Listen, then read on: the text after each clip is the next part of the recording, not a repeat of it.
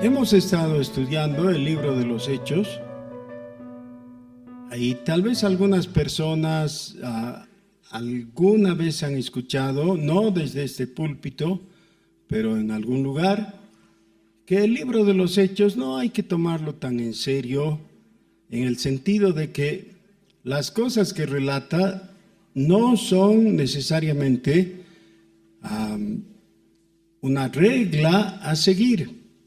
Es decir, que no hay que ver esto como doctrina que Dios imparte.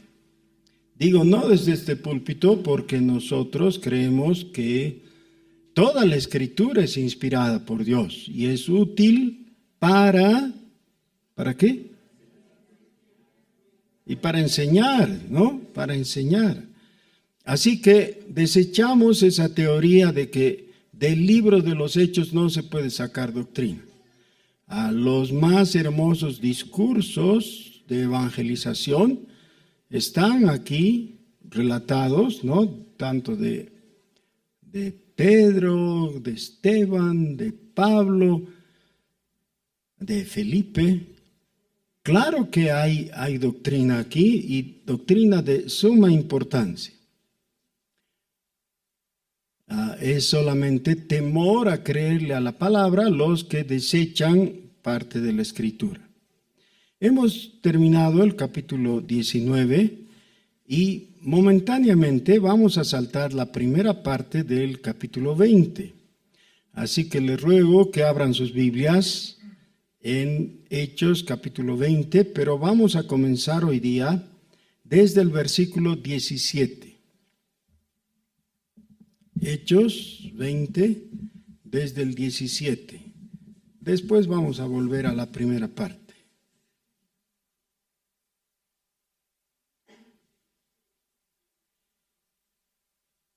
Hechos 20, 17 para adelante. Enviando pues desde Mileto a Éfeso, hizo llamar a los ancianos de la iglesia. Cuando vinieron a él, les dijo: vosotros sabéis cómo me he comportado entre vosotros todo el tiempo, desde el primer día que entré en Asia, sirviendo al Señor con toda humildad y con muchas lágrimas y pruebas que me han venido por las acechanzas de los judíos.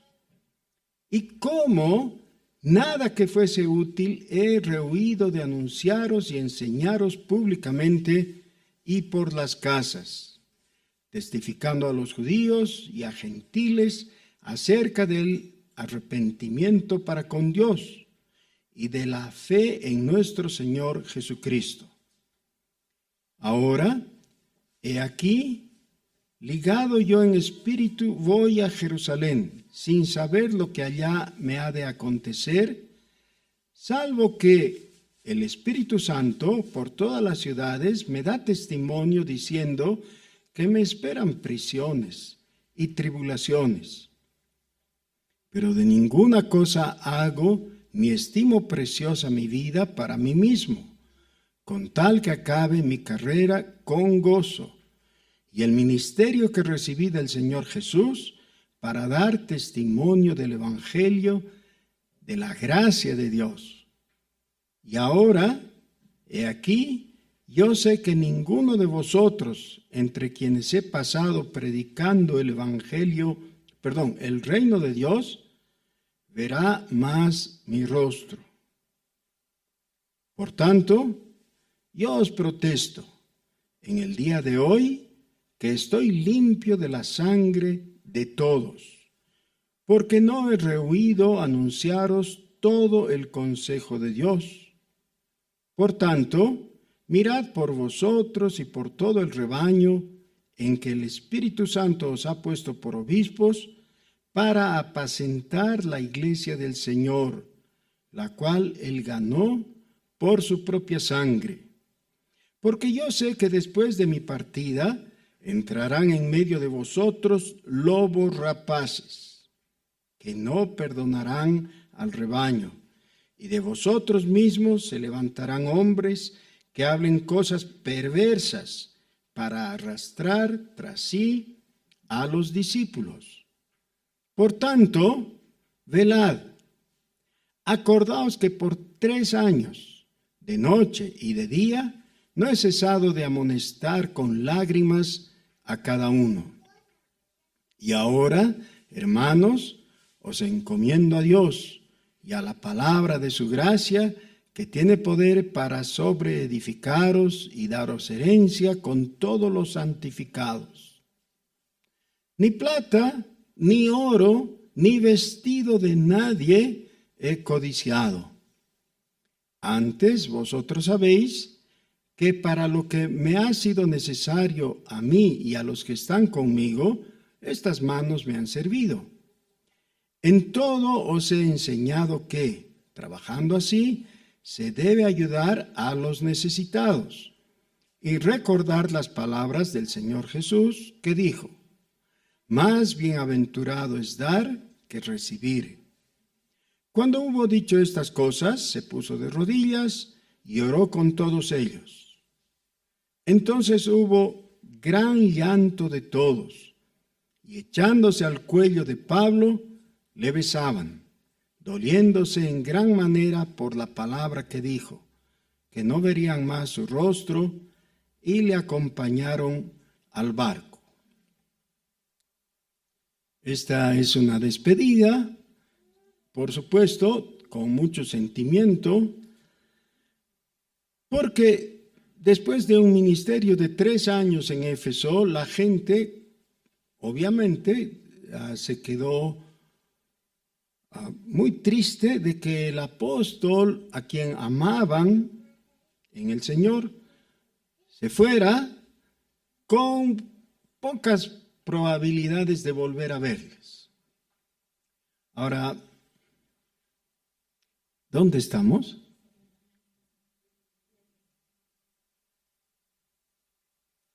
Así en Hechos, ¿no? Pero, ¿dónde? Geográficamente, ¿se acuerdan dónde estamos? Estamos cerca de Éfeso, ya cerca. ¿Por qué es importante ver esto?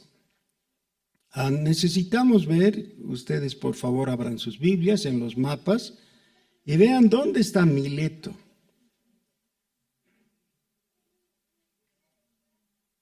Está ahí cerca, ¿no? Es una ciudad bastante cerca de Éfeso. Lo que pasó es que originalmente Éfeso era un pueblo, un puerto, pero debido a que el mar como que se retrajo, muchos sedimentos se acumuló, el puerto de Éfeso ya estaba en ese tiempo casi inútil. Por tanto, los de Éfeso necesitaban usar otros puertos, entre ellos Mileto. Pablo llega a Mileto y hace llamar a los ancianos de Éfeso, entre los que había pasado.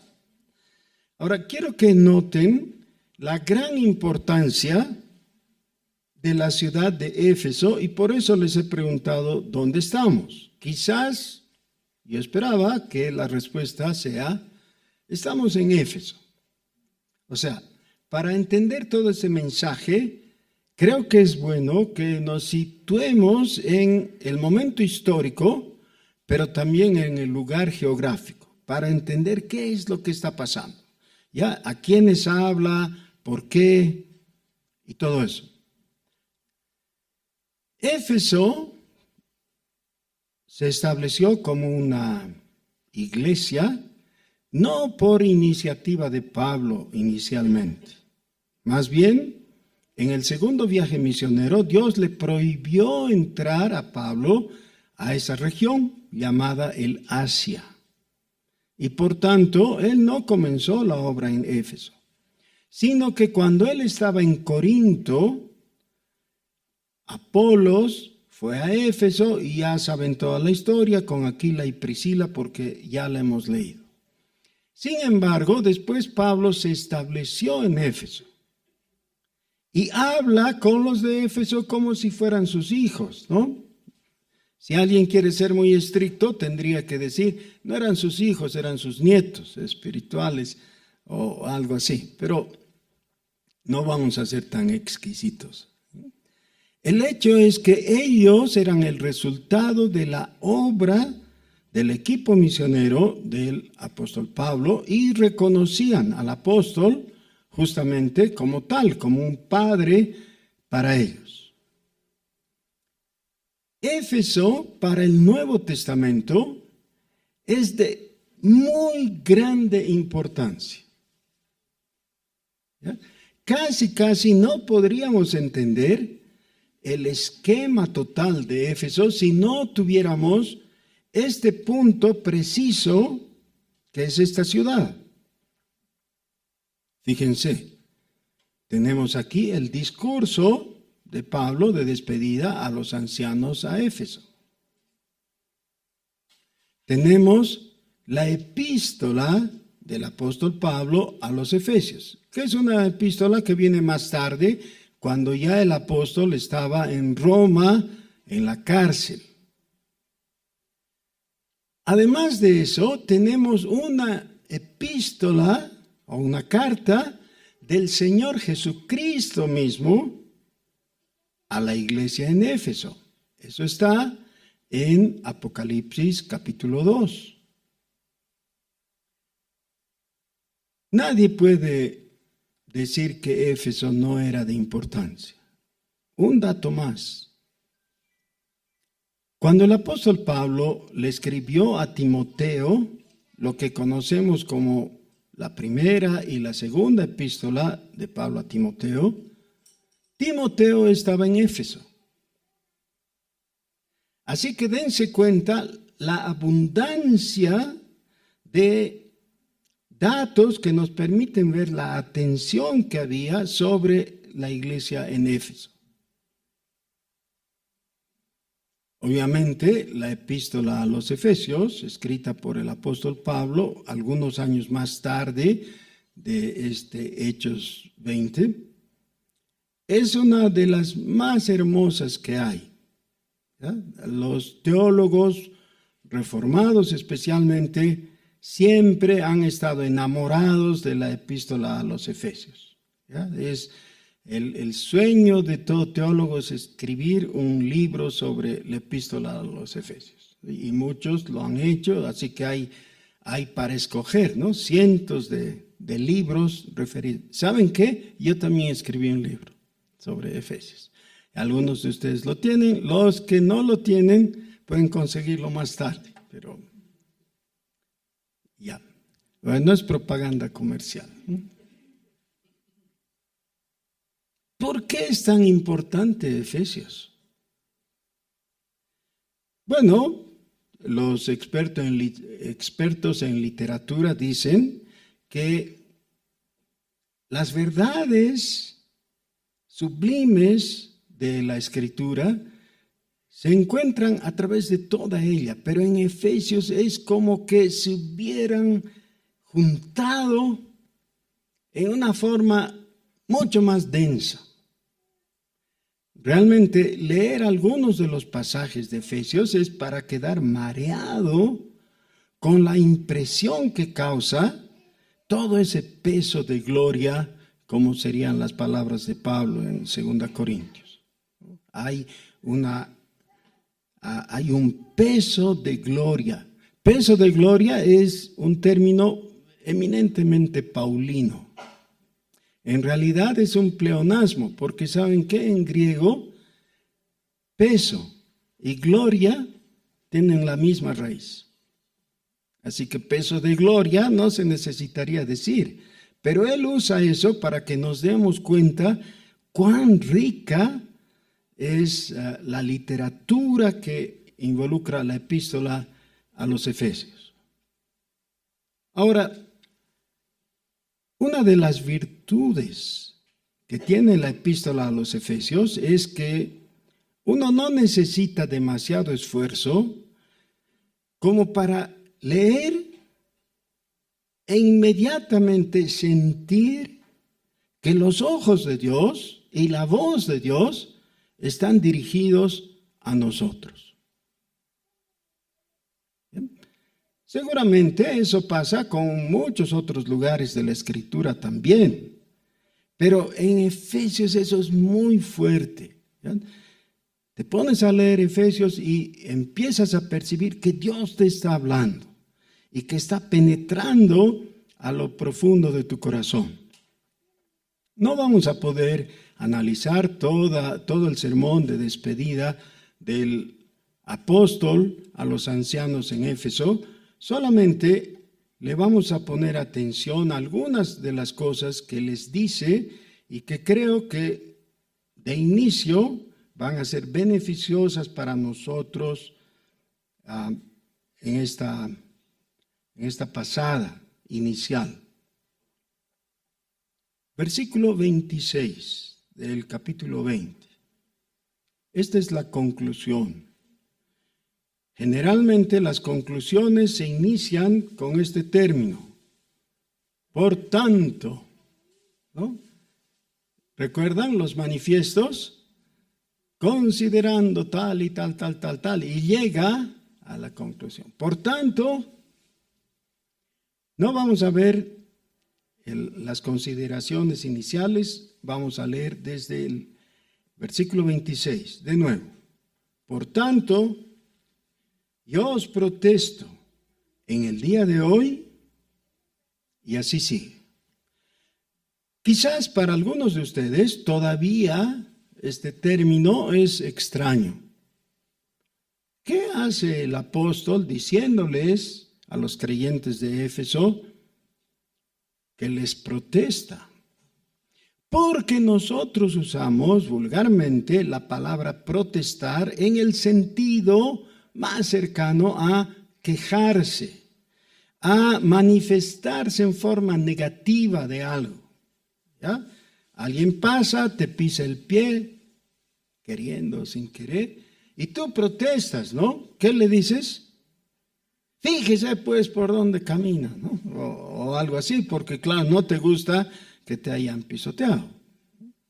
Y normalmente interpretamos esta palabra de esta manera. Eso es protestar. Pero en términos formales, protestar tiene otro sentido también. Y hay el uso legal de esto. Seguramente algunos de ustedes saben que hay documentos, como los cheques, por ejemplo, que se pueden protestar. ¿Qué quiere decir protestar un cheque? Ya, esto es lo que pasa. Alguien te paga, te gira un cheque y cuando vas a cobrar al banco te dicen no tiene fondos. Y claro, se hace un problema grande porque un cheque sin fondos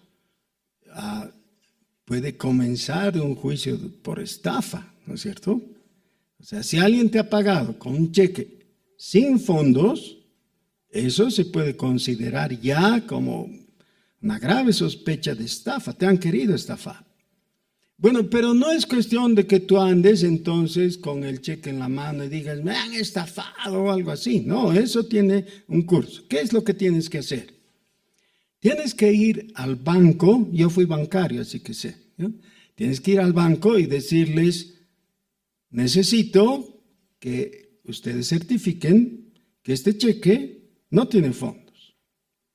Entonces el encargado le pone un sello en la parte trasera, ¿no? En el reverso del cheque, y en el sello ponen los datos y un jefe, un gerente, no sé, del banco firma. Y con eso, oficialmente, el banco está diciendo, no tiene fondos. Ahora hay que llevar el cheque al notario.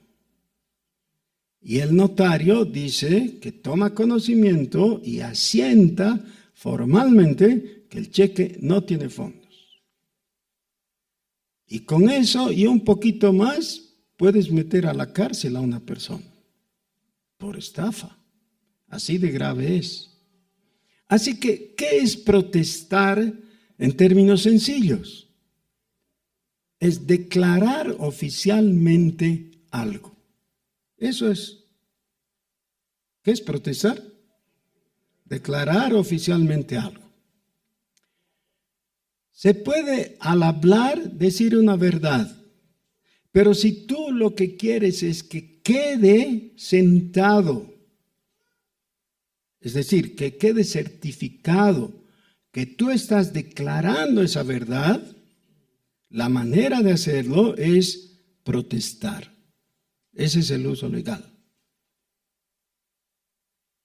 Después de producirse la Reforma Protestante en 1517 con Martín Lutero, hubo un momento de tensión y confusión en Alemania. Varios de los príncipes alemanes escucharon a Lutero y se convirtieron. A estos príncipes fueron convocados por el emperador, que no era alemán, era Carlos V, era español, pero era su emperador. Y les dijo que no molesten, que se retracten. Él estaba acostumbrado a actuar así porque era un emperador. Y los príncipes electores, así se llamaban, pensó él que iban a decir, bueno, no nos vamos a pelear con el emperador, ¿no? Él tiene ejércitos y tiene mucha fuerza, tiene la autoridad, tiene nuestra lealtad, es nuestro emperador. Si nos dice que nos retractemos, retractémonos. Eso es lo que hubiera esperado él que hagan ellos. ¿Qué era lo contrario de hacer eso, de retractarse de su fe evangélica? Era protestar. Y así lo hicieron. Su declaración se resume en esto: no nos retractamos. Nosotros protestamos. Infelizmente, y con mucha vergüenza lo digo, en nuestros días hay evangélicos que, aclarándote, dicen, no, yo no soy protestante, soy cristiano nomás. Esa es una tontería muy grande. En la situación en concreto, el verdadero cristiano tiene que ser protestante. Es decir, tiene que poder decir oficialmente, creo en Jesucristo, no me retracto. Creo que solo en Jesucristo hay salvación. Creo que Jesús es el Cristo de Dios. No hay otro. ¿Ya? Solo Cristo salva. ¿Estás seguro? Que sí, yo protesto. Eso significa, ¿ya? Ahora, en este caso, lo que el apóstol está diciendo es, yo protesto, es decir, declaro oficialmente que no tengo deuda con ustedes. ¿Qué tipo de deuda? Ya antes les ha dicho, no les he sacado plata, no he hecho nada de eso, ¿ya? Pero ahora, esto se refiere concretamente al hecho de que no tengo deuda espiritual con ustedes. ¿Ya? Todo lo que tenía que predicarles, enseñarles, ya lo he hecho. Dice que les ha declarado todo el consejo de Dios. Eso significa el paquete completo de doctrina cristiana. Les he enseñado de teología propia, les he enseñado de cristología, de neumatología, de eclesiología, de soteriología, etcétera. Todos esos nombres, algunos raros y todo. Sí, de todo eso he hablado. Ya debían saber todo. Si alguno de ustedes se pierde, no es porque yo no le hablé de eso, no es porque no les enseñé y les expliqué. Es porque no han creído, porque han rechazado, porque no han obedecido. Es responsabilidad de ustedes. Yo protesto que todo lo necesario para su salvación ya les di. Esa es, en realidad, la obligación de todo ministro de la palabra de Dios. en este caso el apóstol Pablo, pero es solamente una muestra, ¿no? Todo ministro de la palabra de Dios está obligado a hacer eso. No tenemos derecho de quedarnos con alguna parte de la verdad y ocultarla. No tenemos derecho de utilizar ese conocimiento para beneficio propio, y así sucesivamente. Entonces, si ponemos en una balanza el asunto, tendríamos que poner la responsabilidad del predicador de transmitir fielmente la palabra de Dios. Falta una palabrita, un calificativo. Toda la palabra de Dios. Esa es su responsabilidad. En el otro platillo, ¿cuál es la responsabilidad de los creyentes?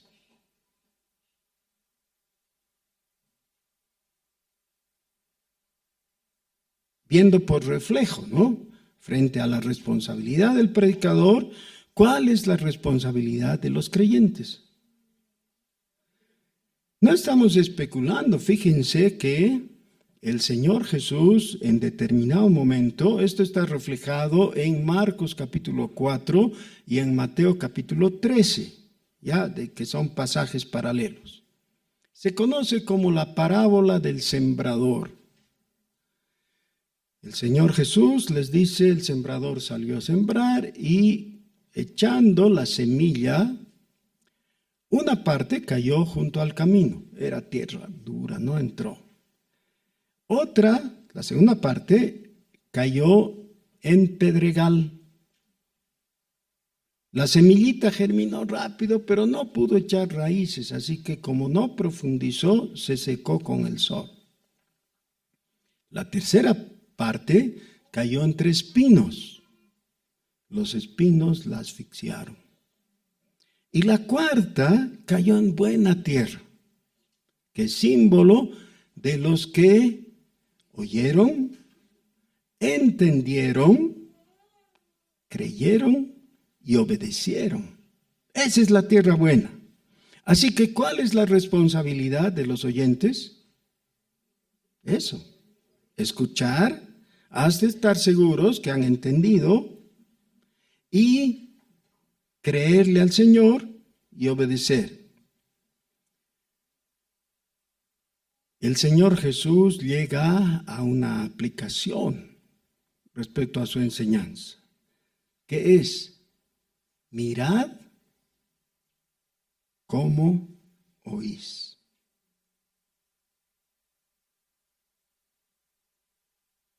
Porque ya hemos dicho, algunos oyen como la lluvia.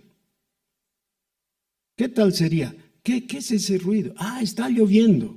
Ah, ya está lloviendo. ¿Qué dice la lluvia? ¿Qué dice la lluvia? Eso solo puede contestar un poeta, ¿no? Un poeta se puede inventar que la lluvia dice. En realidad la lluvia no dice, no tiene mensaje.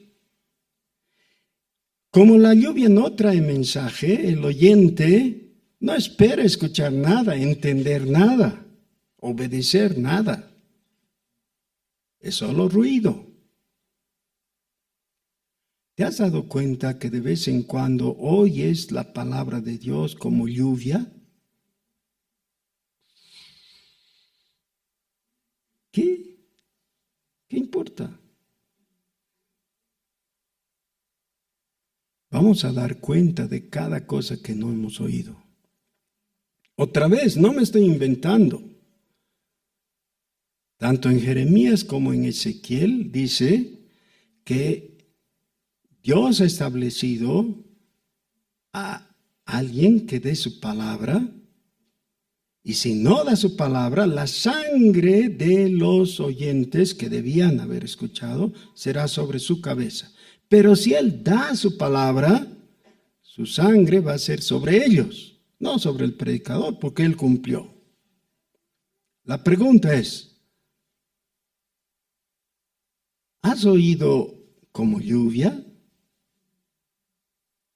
¿O has oído y entendido y creído y obedecido?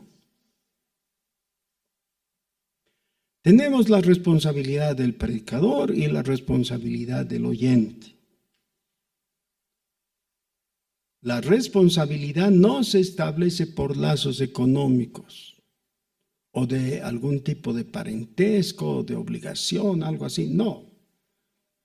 El predicador tiene que ser fiel en la exposición de la palabra y el oyente tiene que prestar atención, creer y obedecer.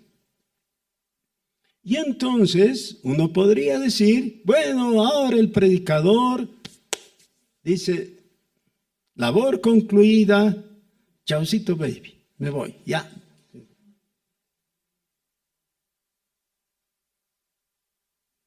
Y sería lindo así. Solamente que Dios había revelado algunas cosas al apóstol Pablo y por tanto él continúa. Versículo 29.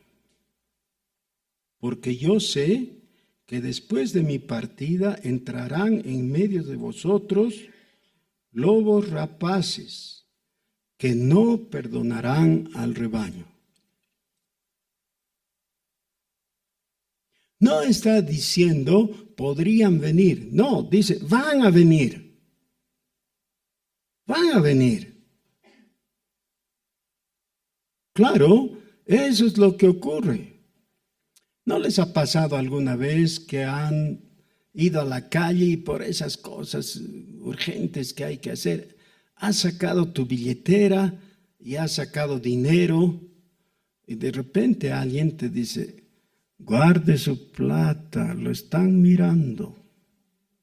¿Te ha pasado? A muchos nos ha pasado, ¿no? Hemos estado confiados, pero alguien te ha dicho, mejor pon atención. ¿Ya? Hay maleantes, hay gente que quiere venir y quitarte lo que es tuyo. La iglesia de Jesucristo siempre está bajo ataque del enemigo. Todo el tiempo el enemigo quiere causar algún daño, despojarte, empobrecerte, perjudicarte, estropear lo tuyo. El autero pasa cerca a tu auto y quiere quedarse con el retrovisor. Como el retrovisor está bien afirmado ahí, rompe el retrovisor. No se lo puede llevar, pero te lo rompe. ¿Por qué? El ladrón no viene sino para matar, hurtar y destruir. Juan capítulo 10. Eso es. La iglesia de Jesucristo está bajo continuo ataque de lobos rapaces. ¿Qué quieren hacer? Quieren tu vida. Quieren perjudicarte. No es para que andes amedrentado y asustado. No, sino para que prestes atención, porque el único blindaje útil es la palabra de Dios, el conocimiento de la palabra de Dios. Por eso es que enfatizamos tanto la seriedad de prestarle atención a la palabra.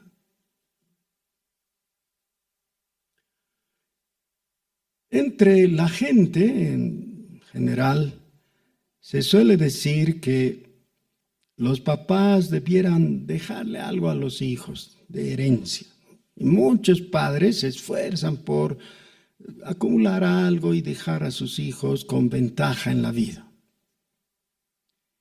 De vez en cuando he escuchado a algunos que dicen, no, en vano es dejarles bienes porque luego por los bienes se pelean.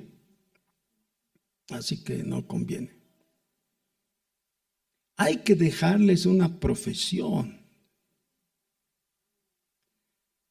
Sí, bueno, pero a veces por la profesión se van a otro lugar y listo, no sabes más.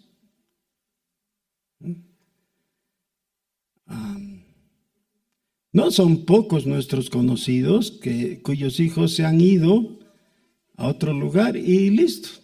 No han dado más señales de vida. Saben que están bien, pero están tan lejos. Y entonces dice, bueno, ¿todo este asunto valió la pena? Es cuestionable, pero así es. Pero yo diría que hay una herencia que no empobrece y que no causa discordias y que no enemista. Y ese es el conocimiento de la palabra de Dios. Conozco a mucha gente que es bastante versada en la palabra, pero conozco muy pocos que pueden decir, conozco la palabra porque mis padres me enseñaron.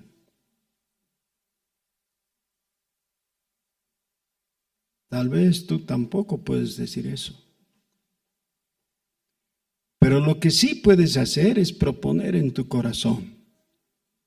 Yo voy a guiar a mis hijos en el conocimiento de la palabra.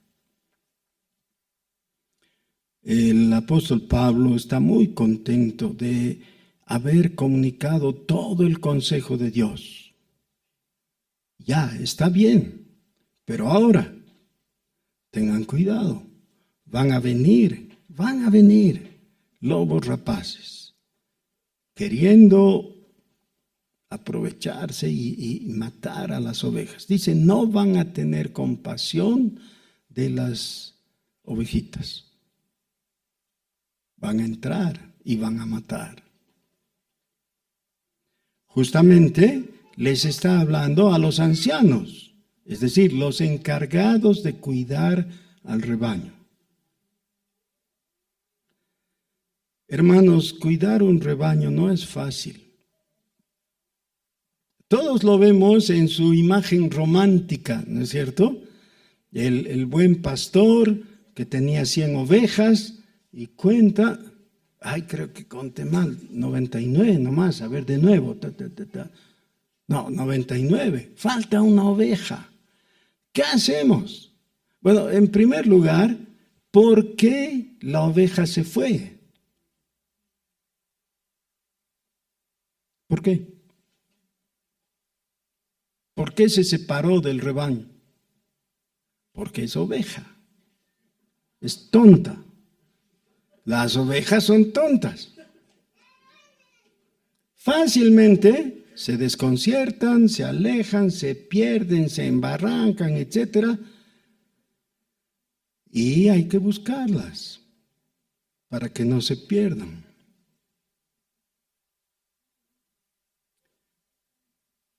Las ovejas a veces son tan tontitas que se entregan a las fauces del lobo. Cuando los lobos están cazando, así en conjunto, uno de sus juegos es ese. Uno las amenaza, las hace correr y ahí están esperando los otros lobos.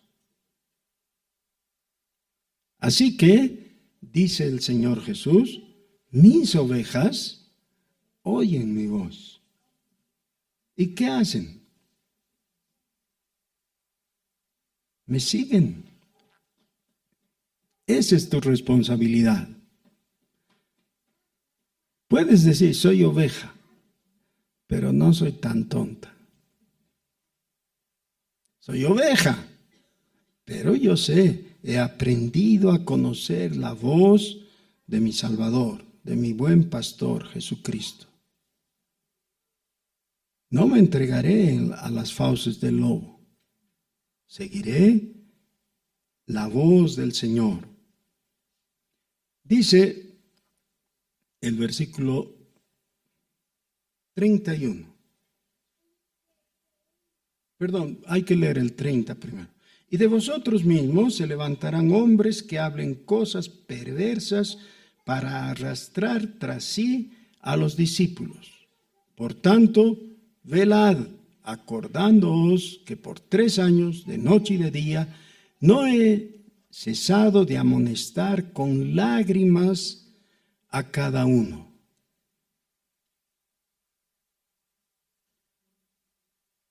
Podemos entender los sentimientos del apóstol Pablo. A veces parece ser que amonestar simplemente no es suficiente. Uno queda desolado al ver cómo preciosas vidas de jóvenes, de chicas que han pasado toda su infancia en la iglesia, se pierden por desobediencia. Y en un 2x3 el enemigo se las lleva. Quedan seducidos por el engaño. Quiero que hagamos algo. No es un juego. Es una parodia, pero educativa. Por favor, tómale la mano a la persona que tienes al lado. Y si al lado no hay nadie, adelante, el de atrás, no sé. Busquen tomar con una mano a alguien que esté cerca, más adelante, más atrás. ¿Está bien? ¿Ya lo han hecho? Y le vamos a decir, tú no te vas a perder.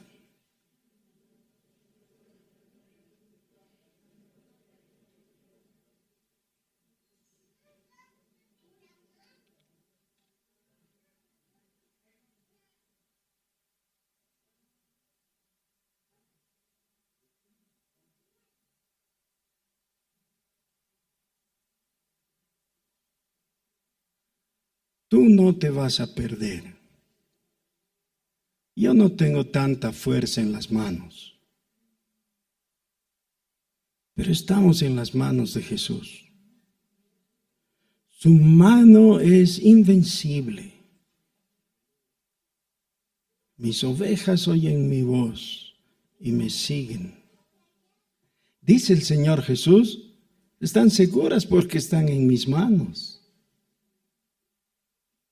En las manos de mi Padre. Dios no va a fracasar. Lo que necesitas es afirmar tu corazón en fe. Estoy en las manos de Jesús.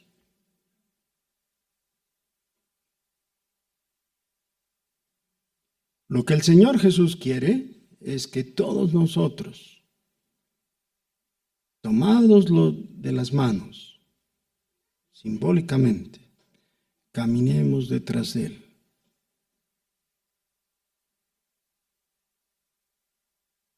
Vamos a orar.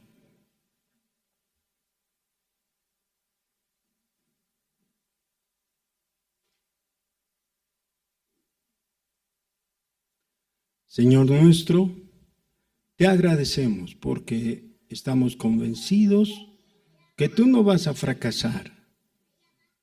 Señor, tú nos has convocado a seguirte y nosotros hemos respondido diciéndote, tuyos somos, ovejas de tu prado. Tú eres nuestro Salvador. Nuestra confianza está en ti. Protestamos que Jesús es el Cristo, el Hijo del Dios viviente. Gloria sea tu nombre.